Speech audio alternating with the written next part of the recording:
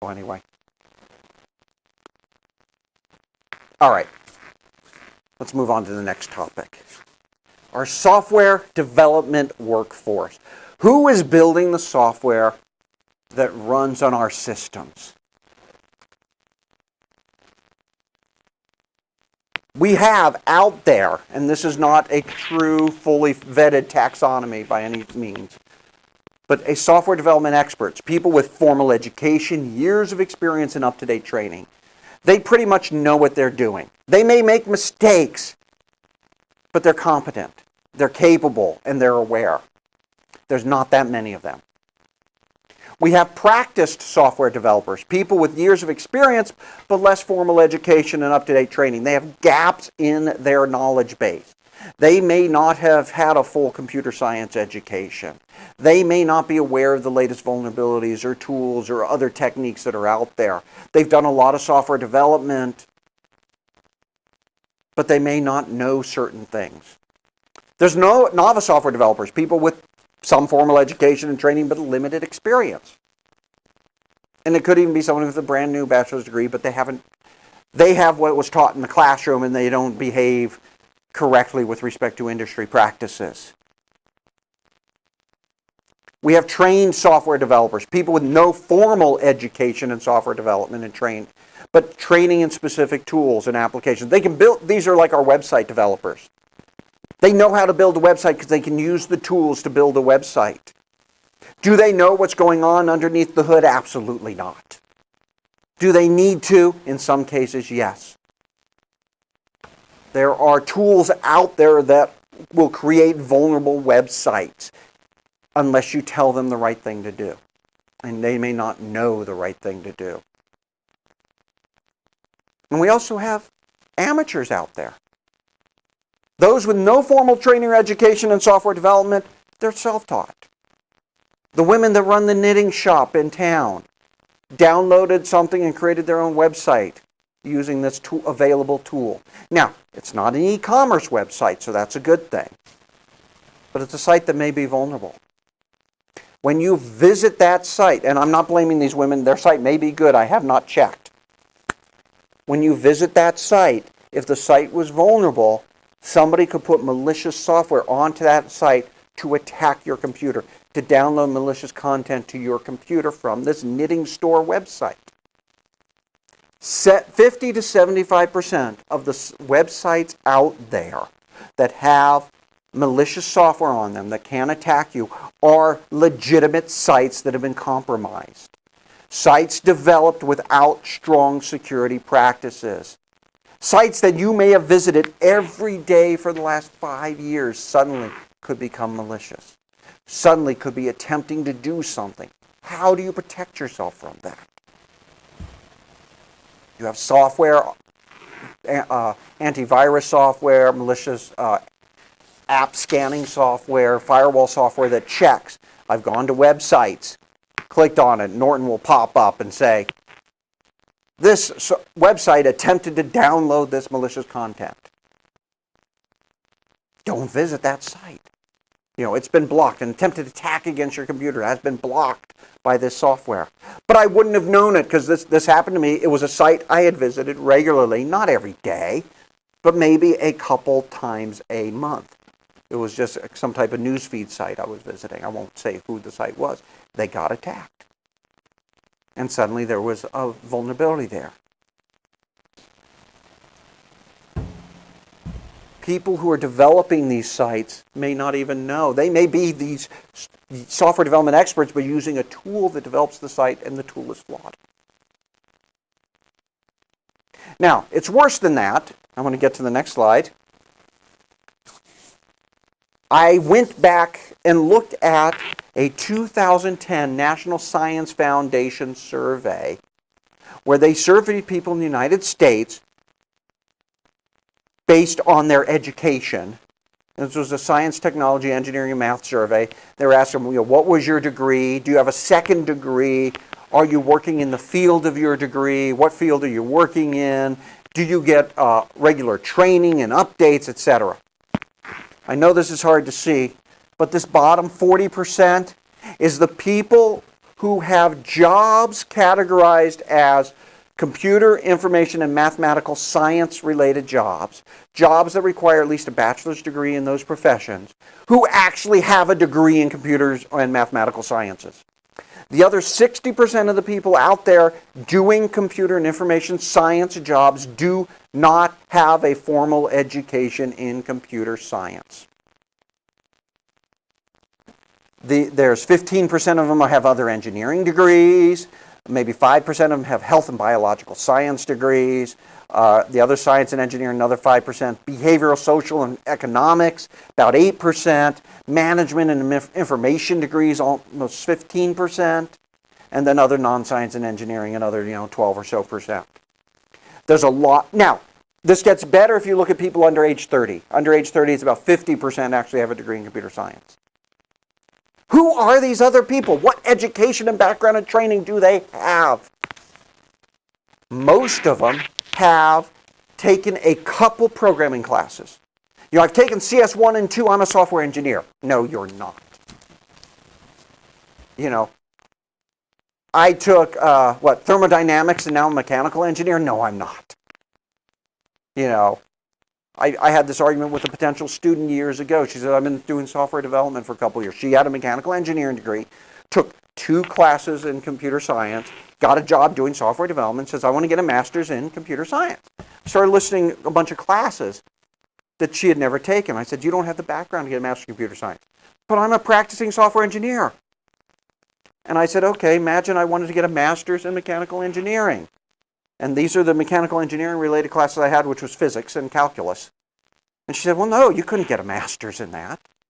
But for some reason, we think you can do it with computer science. Because computer scientists have made it really easy for people to develop software. Not correct software, not good software, but software. Maybe it's better to say, instead of mechanical engineer, I say a civil engineer.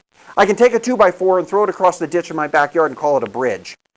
It's not a bridge, but it still works as one. And that's and that's what people are doing with software. It's not quality software necessarily. Now, some of these people are really good. They've gotten additional training.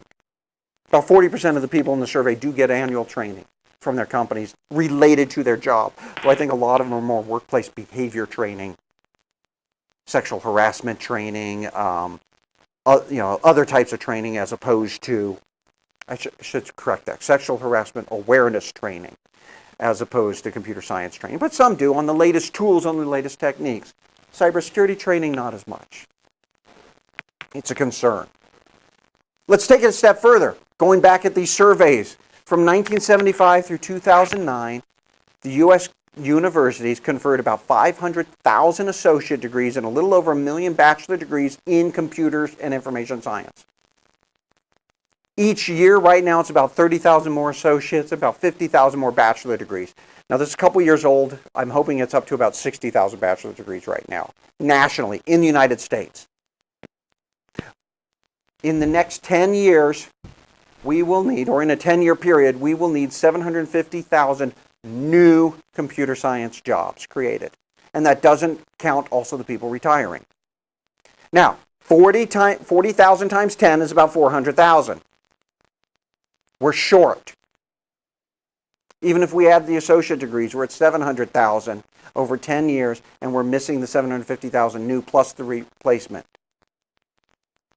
We're not going to have enough. Take it a step further. Right now, we've conferred 1.5 million degrees since 1975, right? Yet we've employed 3.4 million people in computer-related jobs in the United States. More than twice the number of people who have full degrees or even associate degrees in this area. Now, some of them are from overseas, but not that many. That's compared to 1.3 million in all the other engineering disciplines combined. So actually, a lot of these people are engineers, and at least engineers are smart people. But they've taken only a couple computer science classes because physics and thermodynamics and all that was much more important for their degrees. Now, for comparison, the U.S. employed 3.362 million cashiers in 2010, less than the number of computer scientists in 2010. There are more computer science than there are cashiers. Now, cashiers is different than salespeople, I have to be clear. And there's less and less cashiers every year because we're automating the cashier technology. And online shopping is getting rid of cashiers. So just think about that. That's why only 40% have the degrees in computer science, because there's more jobs. And we're creating more and more jobs all the time. And when business hires these people, they will not necessarily have the computer science degree or 5 years experience in software development. So business has to step up and do the training, or work with academia to do the training for these people, to make them aware. Because the last thing you want to do is ship faulty product. So what can we do to make them aware? Make the employees aware of the consequence of failure. Make managers and business managers and product development managers and leads aware of the consequence of failure. Just talking to a lot of software developers, yeah, we know what will happen if there's a security failure in the software, but we've got to ship on Friday. Or they cut our budget and they cut out the 2 people doing security development in the software. We remove that as a feature. That'll be a patch later on. Bad ideas. Yeah, we'll add the brakes to the car later. We'll add the airbags to the car later. They don't matter right now. No. What's the impact on reputation for the company? You ship faulty software. Maybe we won't buy your software.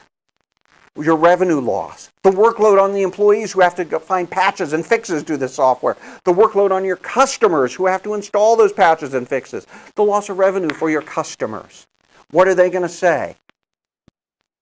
I'm not going to want to buy services from a company that's constantly, or buy a product that's constantly failing. My refrigerator, if it breaks down every day, I'm not going to buy that brand again. We have to train the employees to understand who is the normal user. What are they doing? What are the boundaries of normal user behavior so they can understand a baseline, but then also understand the enemy, the attacker, the antagonist. What are the boundaries of abnormal use of your system? What can they do? Normal user, go back to the airplane analogy from last time. A pilot will fly the airplane, take it off, and land it safely. An abnormal user will not. They will crash that plane. That is a potential behavior.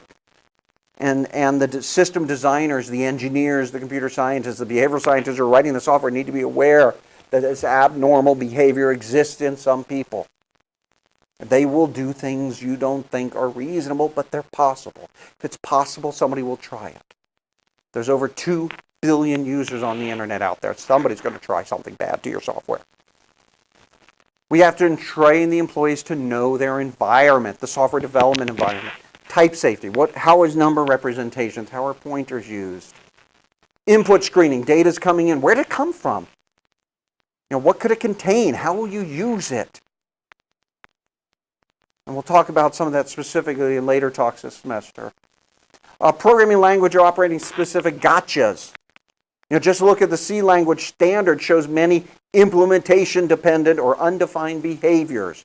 Things where you write code where it depends on the compiler, depends on the operating system, how it behaves. It's not portable. Or it's undefined. You don't know what's going to happen. But it doesn't crash the compiler, it doesn't crash the system. The software developers need to be aware of these. Other semantic failures. Semantic is an understanding of the behavior and the meaning of things. Do people really understand how the language works? How the operating system works? How the system will be used? And people problems. We need to understand how users, again, really use the systems.